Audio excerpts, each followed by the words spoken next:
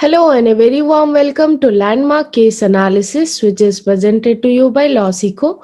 This is Ankita Parida here. Now let's proceed with today's discussion on the landmark case Romesh Thapar versus the State of Madras. This is a landmark judgment given by the Honorable Supreme Court of India on 26th May 1950 by a six-judge bench.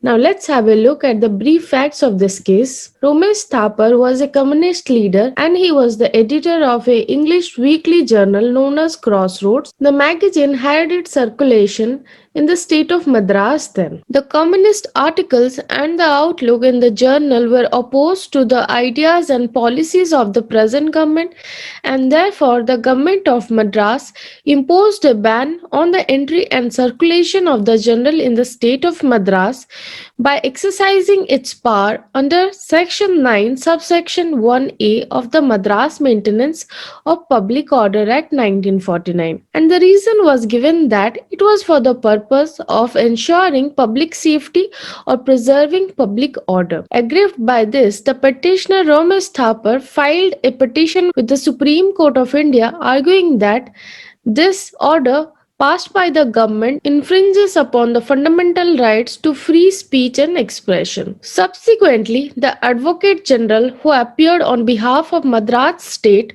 also raised an additional issue before the Supreme Court of India, saying that the petitioner has to first approach the High Court under Article 226, and only when he or she has exhausted that remedy, he could bring this grievance or application to the Supreme Court. Now let's have a look at the issues of law involved in this case. Firstly, whether Section 9, subsection 1A of Madras Maintenance of Public Order Act is violative of petitioner's right to freedom of speech and expression as conferred on him by Article 19, subclause 1A of the Constitution, or will it fall within the reservation of Article 19, subclause 2?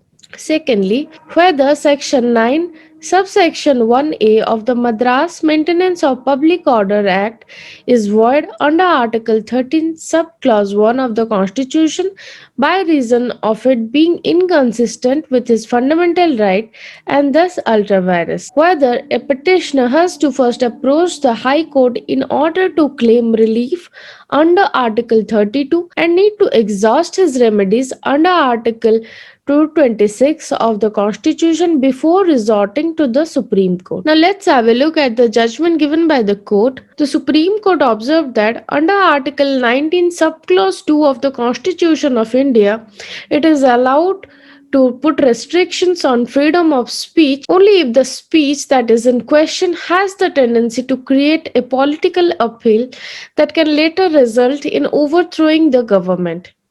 And these restrictions are very wider in its sense, and it cannot be limited to a communal right at a local level which would not lead to overthrowing a government. Also, the court observed that the words like public order or public safety has a very wide connotation under the Madras Maintenance of Public Order Act 1949, and not every speech that affects the public order is capable of hindering the security of the state or overthrowing the government. The court said that Section 9, subsection 1A of the Madras Maintenance and Public Order Act, which authorizes these impositions of restriction, falls outside the scope of the authorized restriction under Clause 2 of Article 19 and is therefore void and unconstitutional. The court observed that freedom of speech and expression includes freedom of propagation of ideas, and that can only be ensured by circulation. Regarding the second issue of law, the Supreme Court observed that as Section 9, subsection 1A of the Madras Maintenance of Public Order Act does not satisfy or fall under Article 19, subclause 2 of the Constitution, which enumerates the restrictions for freedom of speech, therefore, it should be considered violative of Article 19, subclause 1A of the Constitution, and thus the right to freedom of speech and expression. And based on it, the Supreme Court held that Section 9, subsection 1A of the Act is void under Article 13, subclause 1. Regarding the third issue of law, the Supreme Court clarified that there are two types of remedies provided in the Constitution. One is to approach the High Court, and second is to approach the Supreme Court in order to claim relief under Article 32. And any person or petitioner is free to approach directly to the Supreme Court of India for the enforcement of his fundamental right without approaching any High Court first. So, this was all about this case. Thank you.